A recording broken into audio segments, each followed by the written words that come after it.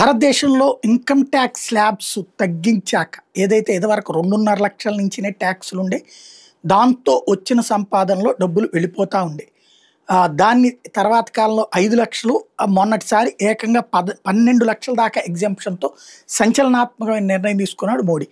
అది 15 లక్షల దాకా ట్యాక్స్ పడనటువంటి పరిస్థితి. అంటే దాదాపుగా 100కి 85-90 మందికి ట్యాక్స్ కట్టక్కర్లేదు ఉద్యోగులలో కూడా.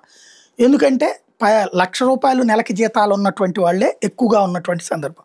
దాంతో చాలామంది రూపాయి మిగిల్చుకున్నారు. ఒకప్పుడు 60-70 వేల రూపాయలు ట్యాక్స్కి పోయేటటువంటి స్టేజ్ నుంచి కనీసం 1,50,000-2 లక్షలు ట్యాక్స్ కట్టే స్టేజ్ నుంచి చాలా వరకు. ఎందుకంటే ఇదివరకు 5 లక్షల వరకు పక్కన పెడితే మిగతా ఆ పైన 30% ట్యాక్స్ వచ్చేటప్పటికి దోల తీరిపోయేది. మినిమం 70,000 నుంచి 1,50,000 అట్లా కట్టుకున్నటువంటి వాళ్ళం మేమందరం కూడా కట్టేవాళ్ళం అట్లాంటి ట్యాక్స్లు.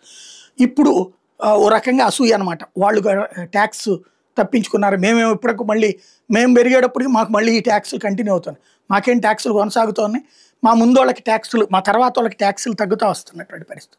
ఇది అలాగని ఈర్ష్య అనేది అనను, కానీ వాళ్ళకి సంతోషం, అట్ ద సేమ్ టైం మాకు కూడా తగ్గితే బాగుంటుంది అన్నటువంటి ఆలోచన ఉంటుంది.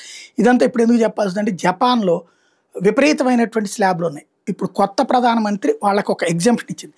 ఇండియాలో ఎట్లయితే ఇన్కమ్ ట్యాక్స్ స్లాబులు తగ్గించాక ఆదాయ వనరులు పెరిగినాయి, అంటే జనంలో ఫ్లోటింగ్ పెరిగిందో మనీ, ఇప్పుడు జిఎస్టీ తగ్గిన తర్వాత ఎట్లయితే డబ్బులు మనీ ఫ్లోటింగ్ పెరిగిందో అట్లాగే జపాన్లో కూడా వాస్తవంగా జపాన్ని దాటి మనం ఇండియా ముందుకెళ్ళింది. జపాన్ 4వ స్థానంలో ఉంది ఆర్థిక వ్యవస్థ పరంగా, మనం జపాన్ని దాటి ముందుకెళ్ళాం. ఇప్పుడు జర్మనీ పక్కన ఉన్నాం. ఇప్పుడు జపాన్ కోల్పోయింది కనిపెట్టింది, దాంతో అక్కడ బిజినెస్ సెట్ చేసుకోవడానికి గాను అడుగులు ముందు వేస్తుంది. జపాన్లో తాజాగా 10% ఇన్కమ్ ట్యాక్స్ స్లాబ్ అట. టోటల్గా 5 నుంచి 45% ఎత్తేసి 10% స్లాబ్ పెట్టడానికి రెడీ అవుతున్నారు టోటల్ ఇన్కమ్ ట్యాక్స్ మీద. ఇది కనుక సక్సెస్ అయిందంటే భారీ మార్పులు చోటు చేసుకుంటాయి అన్నటువంటిది లెక్క చెప్తున్నారు. అప్పుడు మళ్ళీ మనల్ని దాటుతుందా చూడాలి.